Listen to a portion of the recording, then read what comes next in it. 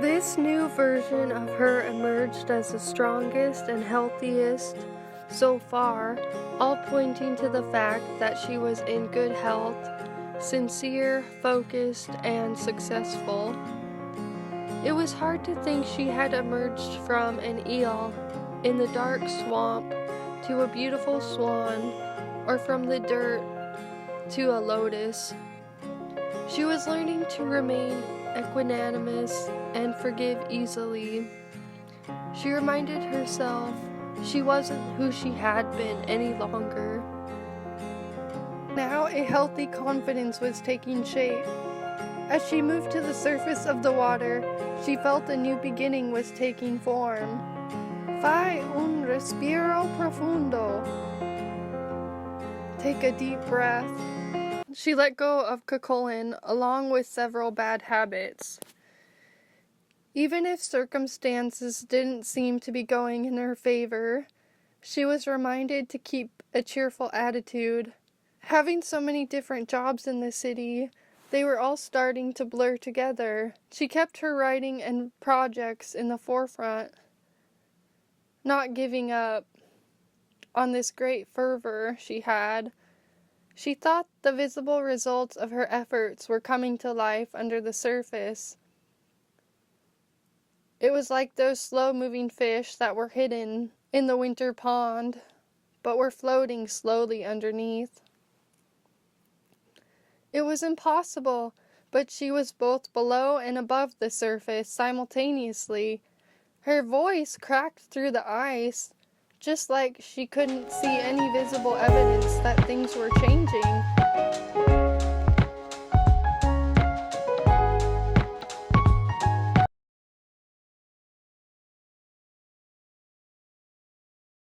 But due to her persistent effort, she could feel that they were.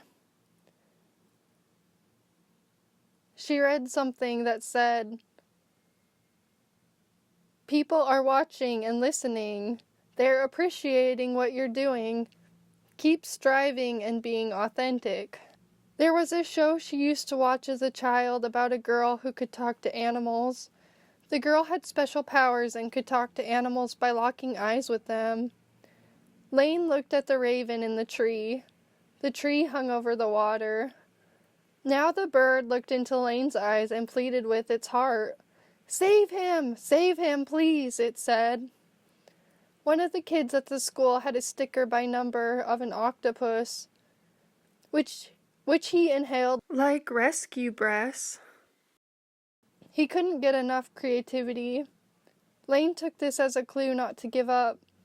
The octopus had many arms, taking full advantage of the opportunities granted to it, while being self-sufficient enough to make way for itself financially.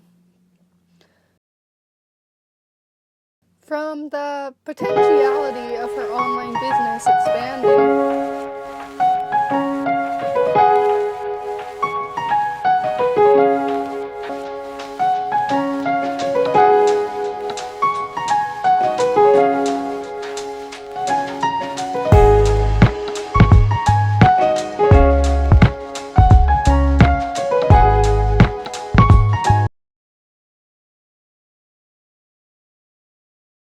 she felt a hope grow wings and turn into a black raven.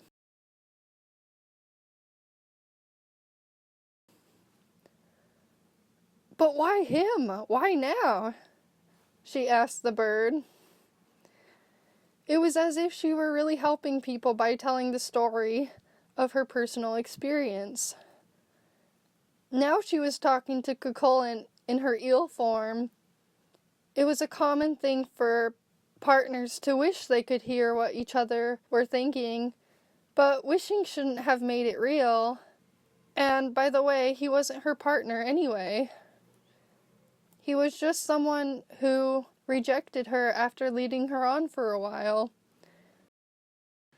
So why now had her ex Mac manifested in her psyche as the hero Cuchulain of ancient Irish folklore? She prayed she'd never get attached to the wrong person again, but also that she wouldn't give up on love.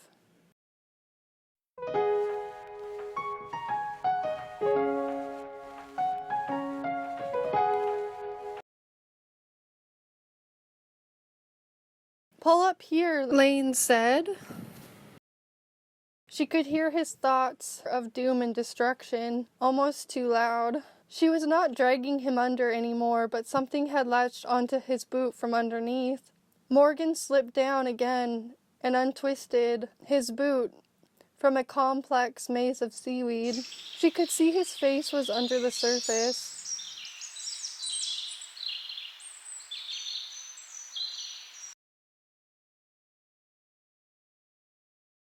Morrigan could change into different animals and was part of Laine, but also the Irish goddess of war, who had sought revenge on Cuchulain in the story.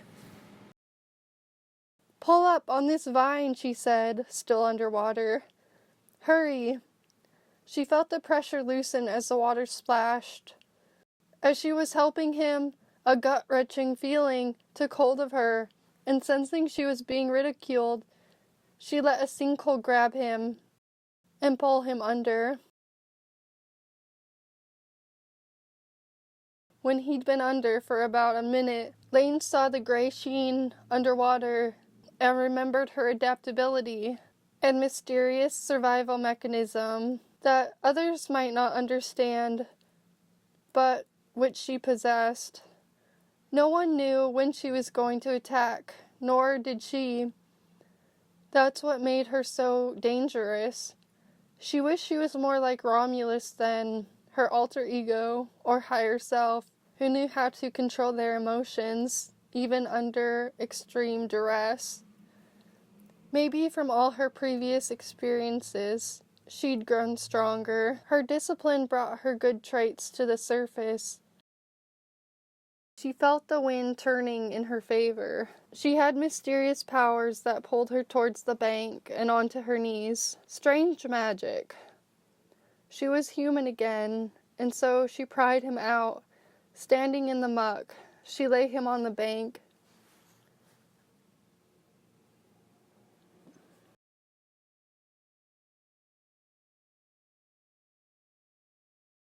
She thought she saw blood against the gray-green swirl of her body. It was a body that changed again and again when asked to do new things. It did so much for her, and she hugged herself. One minute she was standing over the bog, and the next she was in it struggling on the bank, winded from her tormented mood.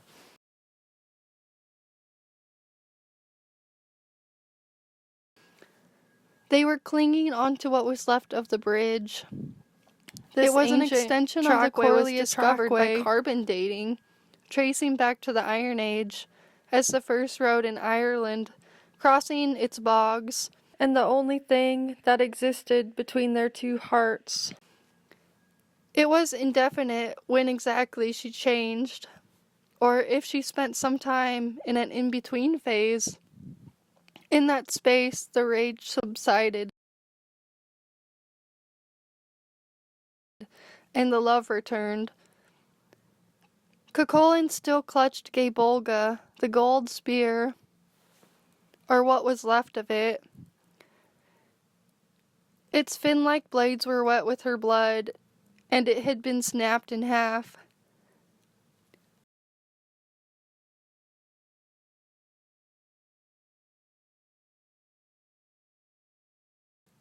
She saw equilibrium as the breath moved in and out of her chest, and lay flat on her back while their legs were still entwined.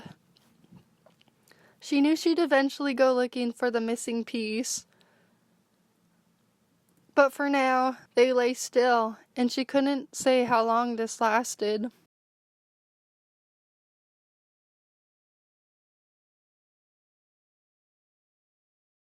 The sky was that opaque white.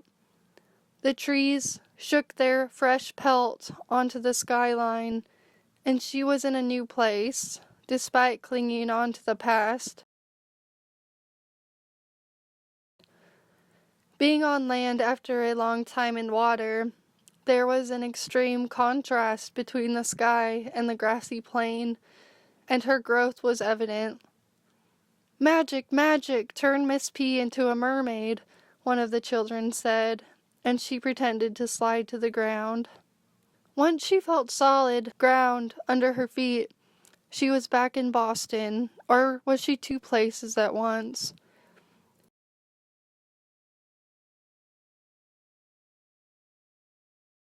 It was around Thanksgiving time in the city. These were her lean years and not time for hearty meals. She could see the cataracts in her eyes starting to die down from her coworker's weed, and her vision was getting less blurry. How was she in Boston again, and in ancient Ireland? Weird.